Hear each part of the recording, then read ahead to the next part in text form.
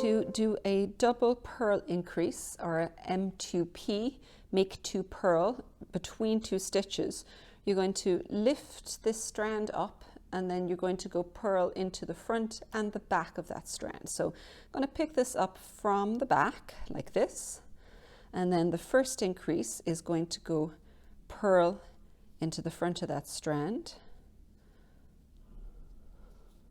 And then I will not take that loop off, and I'm going to go swing my way around and also purl into the back of it. So I'll do that by going all the way over here into the back of that loop, and I'm going to purl that strand also.